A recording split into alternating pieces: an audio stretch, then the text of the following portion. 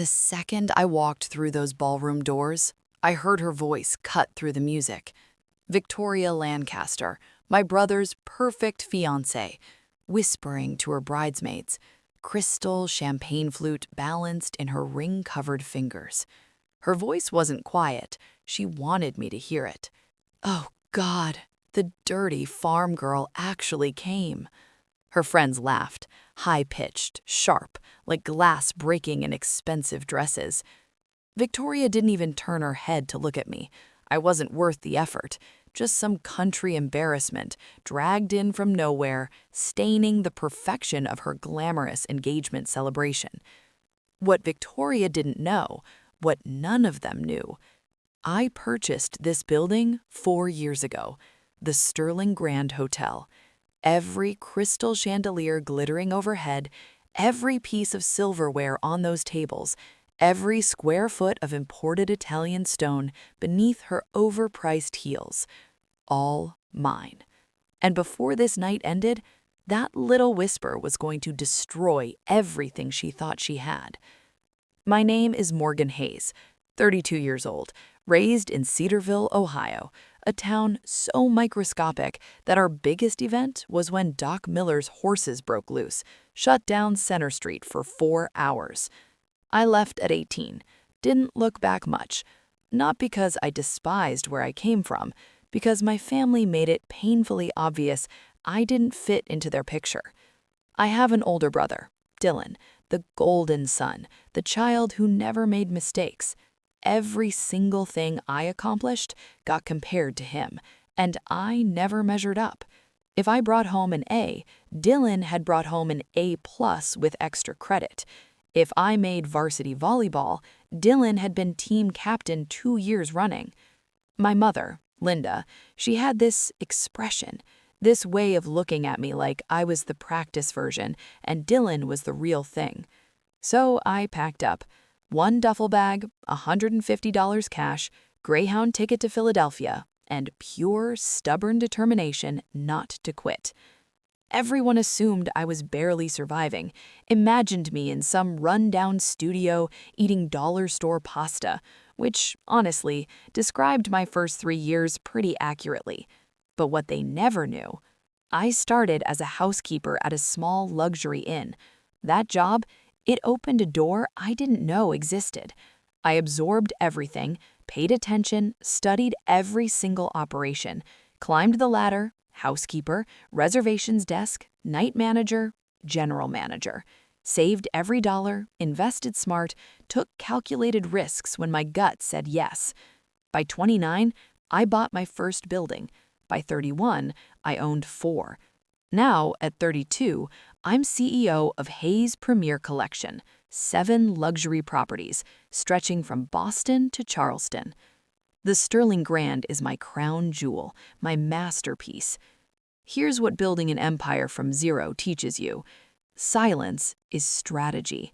Let people think you're small. Let them assume you're nothing, because underestimation is the sharpest knife in your drawer. I never mentioned any of this to my family. They never bothered asking. To them, I was still that struggling younger sister, the girl who couldn't compete with Dylan and his mediocre corporate insurance position. The irony could choke you. Tonight, I got an invitation to Dylan's engagement party. Last-minute delivery, probably Linda's guilt move, so she could tell her bridge club the whole family attended. I almost skipped it, but something pulled me here. Maybe curiosity, or some tiny, foolish hope that things had shifted. They hadn't. I stood at the entrance of my own hotel, wearing dark jeans and my favorite leather boots, hair still carrying traces of countryside air, because I'd driven through Cedarville on the way in, just to remember where I started. My outfit probably cost triple what Victoria wore head to toe, but you'd never guess it by looking. Real wealth doesn't need to announce itself, and honestly, you can take the girl off the farm, but you can't erase the farm from the girl. Though you can definitely deposit the farm girl's earnings straight into offshore accounts.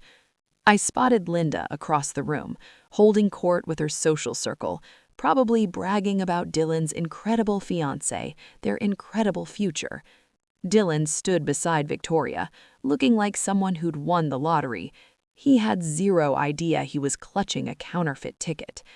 Victoria finally glanced toward me, her smile thin as a razor blade. She saw me as nothing more than an inconvenience, a smudge on her perfect night. Fine, let her believe I'm nobody. Let every single person here think it. I learned years ago, the sweetest revenge isn't dramatic.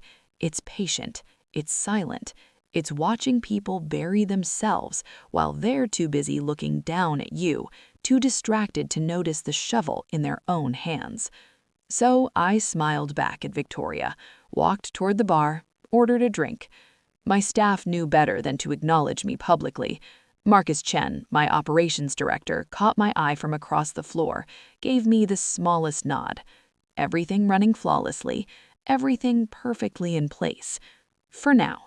Because in roughly 3 hours, Victoria Lancaster was about to learn something critical. Never dismiss the farm girl, especially when she owns every inch of ground you're standing on.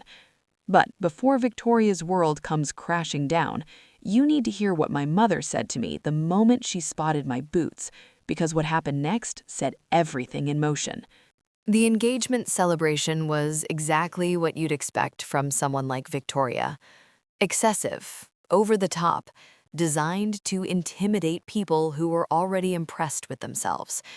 Ice sculptures carved into peacocks, a champagne tower that seemed ridiculous even by champagne tower standards, enough floral arrangements to bankrupt a flower shop. My hotel team had executed everything flawlessly, which made me proud, even though I wanted to cringe at every design choice Victoria had approved. I took my drink, found a quiet corner to watch from. That's when Linda found me, my mother, approached like someone detecting a bad smell, trying to locate the source. She looked me up and down, her eyes stopping at my boots, visible disgust on her face. "Well, it's nice you could make it." Her tone suggested it was anything but nice. "Though I wish you'd worn something more appropriate. Victoria's family is very sophisticated." She emphasized that word, sophisticated, like it was a foreign language I should study. I told her I came straight from work, didn't have time to change, which was completely true. I just didn't mention that work meant running a 7-property luxury hotel empire. Linda sighed, that signature sigh, the one reserved specifically for me, like I was a permanent disappointment she'd learned to endure. "Just try to make a decent impression on the Lancasters, please." Then she vanished back into the crowd, back to her friends, back to pretending everything was perfect. I stayed in my corner, watching. Dylan approached about 20 minutes later, my brother, looking uncomfortable in his designer suit, a suit that probably cost more than his monthly salary. I wondered if Victoria bought it for him. "Hey, Morgan." His voice was careful, like he was approaching a stray dog that might bite. "Glad you came. I know it's been a while." A while. That was one way to describe 4 years of zero contact. I told him congratulations, asked him if he was happy. He smiled, but it didn't reach his eyes. Victoria's amazing. Her family, they've been really generous, helping us out with everything. There it was. The Lancasters were bankrolling my brother's life, and he was too proud or too blind to see the strings attached. Before I could respond, Victoria materialized beside him, her arms sliding possessively through Dylan. "Babe, your mother wants photos with the families." She said families, but her eyes were locked on me, assessing, judging. "Though maybe not everyone needs to be in the formal shots. We want them to look polished." The insult was wrapped in silk, but it was still an insult. I could have said something, could have put her in her place right there, but I didn't, because the best moments, the ones that cut deepest, require setup, patience, perfect timing. So I smiled, told her not to worry about it, said I understood completely. Victoria looked satisfied, like she'd won some invisible battle. She pulled Dylan away, back toward the photographer, back to her staged perfect life. I returned to my drink.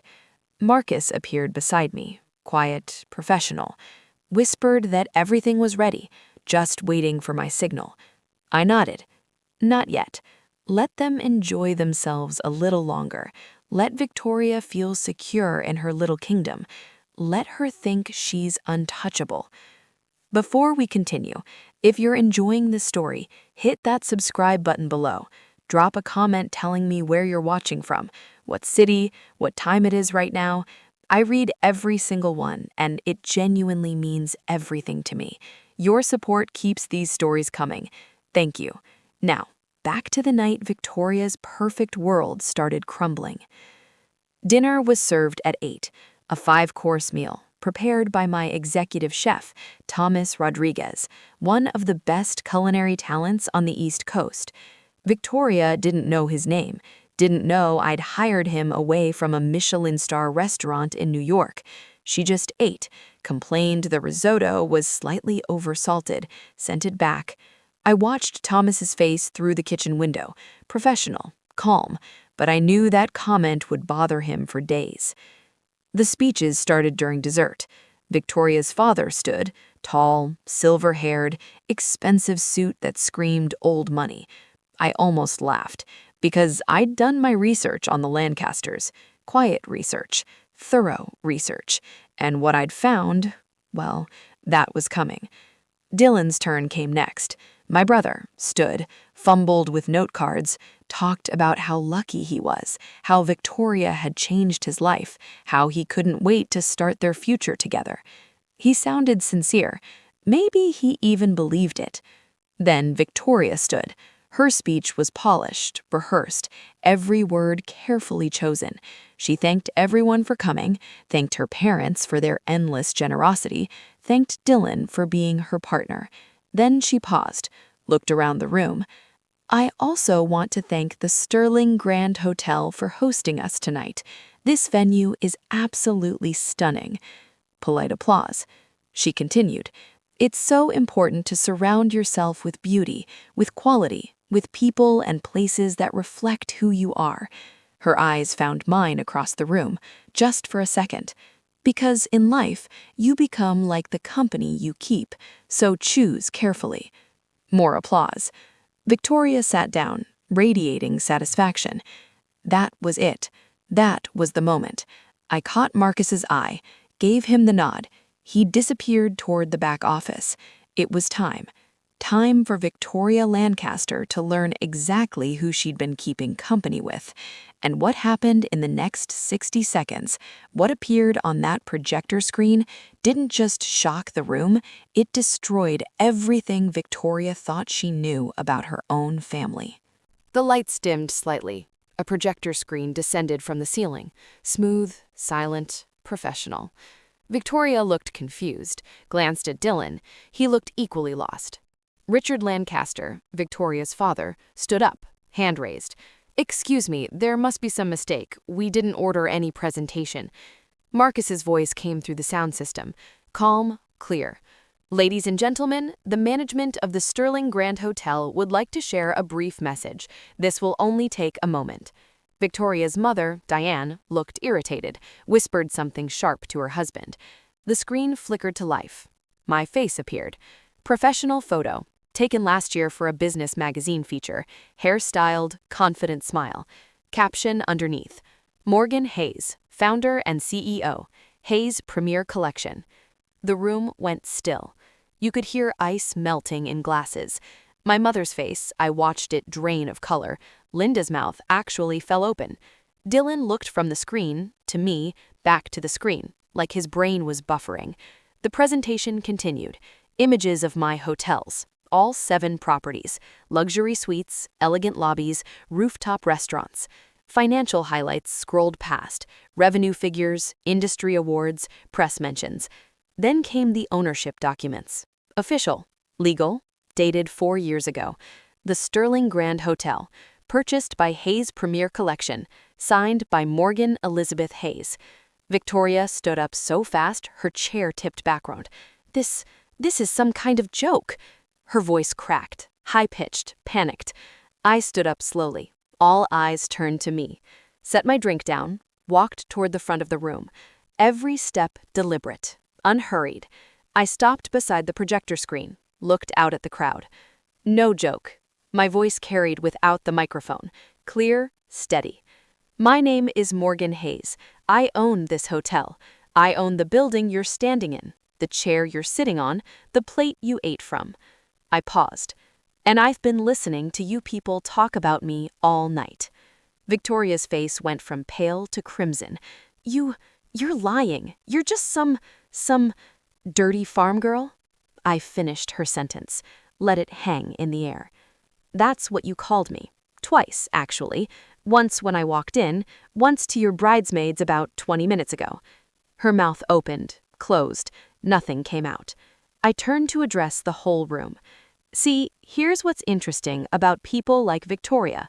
They judge you based on your shoes, your hair, where you come from.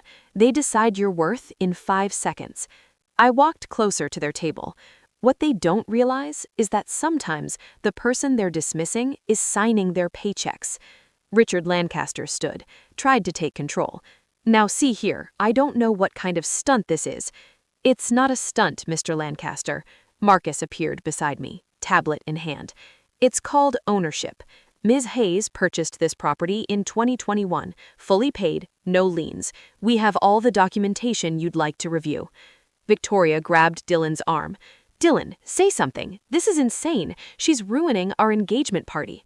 Your engagement party that you're hosting in my hotel that you paid for with a deposit check that went into my company account. I let that sink in. Dylan finally found his voice. Morgan, you own this place? I own 7 places, Dylan. This is just my favorite. My brother looked like someone had hit him with a brick. Linda pushed through the crowd. My mother, face flushed, eyes wide. Morgan, how did I build a multi-million-dollar company without telling you? Because you never asked, Mom. In 4 years, you never once asked what I was doing, where I was working, if I was okay. The truth landed heavy. Linda's eyes filled with tears. But I wasn't done. Not yet. I turned back to Victoria. You wanted to talk about quality, about surrounding yourself with the right people, about choosing your company carefully. I nodded to Marcus. Show them the rest. The screen changed. Financial records appeared, but not mine. These belonged to Lancaster Properties, Richard's company. Victoria's face went sheet white. Where did you get those? Public records, mostly. The rest, let's just say when you run hotels, you meet a lot of interesting people. Accountants, lawyers, people who know things. The documents showed it clearly. Lancaster Properties was drowning. Debt, bad investments, failed developments. Numbers in red everywhere. Richard Lancaster was broke. No, worse than broke. He was in debt up to his silver-haired head. And the dates... I watched Victoria's face as she read them, watched her realize the Lancaster family's financial collapse started 6 months before she met Dylan. Their generosity toward my brother, the expensive gifts, the job offer at Richard's company, the promises of a trust fund, all of it built on smoke and mirrors. They weren't helping Dylan, they were using him. Or more specifically, they were using our family. My mother's house, paid off, worth $500,000 easy. My father's life insurance still untouched, sitting in an account Linda never touched. The Lancasters weren't joining their family to ours out of love. They were attaching themselves to whatever assets they could find, looking for a lifeboat, while their own ship sank. Victoria looked at her father. Dad, tell them this is wrong. Tell them... Richard didn't answer. Couldn't answer, because every document on that screen was accurate. Dylan stood slowly, looked at Victoria, really looked at her, for maybe the first time. You knew. His voice was barely a whisper. You knew your family was broke, and you never told me? Victoria reached for Dylan. Baby, it's not like that. Then what's it like? Dylan's voice got louder. Because from where I'm standing, it looks like you and your family targeted my family for money. The room erupted, guests whispering, phones coming out, camera flashes, Victoria's carefully constructed perfect evening disintegrating in real time. But what nobody knew yet, what I was about to reveal next, was so much worse than financial fraud, because the Lancasters weren't just broke, they were criminals, and the proof was already in the hands of federal investigators. I raised my hand. The room quieted down. Not completely, but enough. There's more. Victoria's head snapped toward me, eyes wild, desperate. More? What more could you possibly— Your family isn't just broke, Victoria. They're criminals. The word hung in the air like poison. Richard Lancaster's face turned purple. You have no right to make accusations like that. I'm not making accusations. Marcus tapped the tablet. New documents filled the screen. Official letterhead, Federal Trade Commission, Department of Justice. I'm stating facts. The documents showed everything. Lancaster Properties had been running investment scams for 8 years. Fake developments, phantom properties, promises of returns that never materialized. They'd take money from investors, show them glossy brochures, beautiful renderings of luxury condos, beachfront resorts, mountain retreats. None of it real. The money went into Richard's pocket, paid for Victoria's lifestyle, her clothes, her car, her diamond engagement ring currently sitting on her finger. All of it bought with stolen funds. Diane Lancaster, Victoria's mother, made a sound like a wounded animal, started gathering her purse, her coat. Richard, we need to leave now. But Marcus was already at the main doors. 2 other members of my security team appeared, blocking the exits. Not to trap them, just to encourage them to stay. I continued. The federal investigators have been building this case for 14 months. They have testimony from 17 victims, people who lost their retirement savings, their children's college funds. I looked directly at Victoria. Your tuition at Princeton paid with money stolen from a 68-year-old widow in Tampa. Her name is Margaret Chen. She gave the Lancasters her entire life savings, $200,000, for a beachfront condo that was never built. Victoria's hands were shaking. I didn't know. You knew. Dylan's voice was ice. My brother stood there, looking at his fiancée like he'd never seen her before. That story you told me about your grandmother leaving you money for school, that was a lie. Victoria's perfect mask cracked completely. Tears started falling. Real ones, ugly ones. Dylan, please, I love you. My parents, they made me— Made you what? Made you lie to me for 8 months? Made you try to get access to my family's assets? He pulled something from his jacket pocket. Papers. These forms you gave me last week, the ones you said were for wedding planning, I showed them to a lawyer friend yesterday. Dylan's voice shook. They're financial power of attorney documents. If I'd signed them, you would have had access to my mother's accounts, my father's life insurance, everything. The room gasped, collective, sharp. Linda grabbed the back of a chair, looking faint. I walked over to my mother, steadied her. She looked up at me, confused, hurt, grateful, all at once. Victoria lunged toward Dylan. Baby, no, it wasn't like that. I was going to tell you. I just needed time. Time for what? Dylan backed away from her. Time to drain my family dry? Time to disappear before the feds caught up to your parents? Richard Lancaster finally spoke, his voice deflated, small. We were going to pay everyone back. We had a plan. The Philadelphia development was going to— There is no Philadelphia development. I cut him off, nodded to Marcus again. Another document appeared. The property Richard claimed to be developing in Philadelphia. Sold 3 years ago to a completely different company. The Lancasters never owned it, never had permits, never had anything but fake paperwork and lies. You were never going to pay anyone back, Mr. Lancaster. You were just going to keep running the same scam, keep finding new victims, and now you were going to use my brother and my family to fund your escape plan. Diane was crying now, mascara running, designer dress wrinkled from clutching it. Please, we have a daughter. You can't do this to us. I'm not doing anything to you. I kept my voice calm.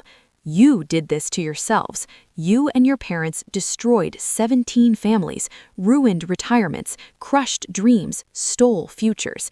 I stepped closer. I grew up poor, Victoria, really poor, not fake rich family pretending to struggle, actually poor. And you know what my parents taught me? I paused. You don't take what isn't yours. You don't lie to people who trust you. You don't build your happiness on someone else's pain. My voice got quieter, harder. You called me a dirty farm girl, like where I came from made me less than you. But at least where I came from, we had integrity. Sirens, faint, getting closer. Blue and red lights started flashing through the ballroom windows. Diane sobbed harder. Richard sat motionless. Victoria looked at Dylan. One last desperate attempt. Dylan, please, tell them I love you. My brother looked at her. Long, hard, then removed the engagement ring from his own pocket, the matching band he'd been planning to wear, set it on the table. I don't even know who you are. His voice broke, but he didn't take it back. Police entered the ballroom, professional, efficient. Lead detective approached Richard Lancaster. Mr. Lancaster, we have a warrant for your arrest on charges of wire fraud, securities fraud, and conspiracy to commit fraud. The Miranda rights followed. Diane's was read next, then Victoria's. All three of them handcuffed, in front of 200 guests in my ballroom at what was supposed to be a celebration. Victoria looked at me one last time as they led her toward the doors. Her expression was pure hatred. I didn't look away, didn't gloat, just watched. Because this wasn't about revenge. This was about justice, about 17 families who'd lost everything, about my brother who almost became victim number 18, about standing up, even when people try to make you small. And as the police cars drove away with the Lancasters in custody, I turned to face my mother and brother, because what I had to tell them next, what I'd been hiding from them for years, was going to change our family forever.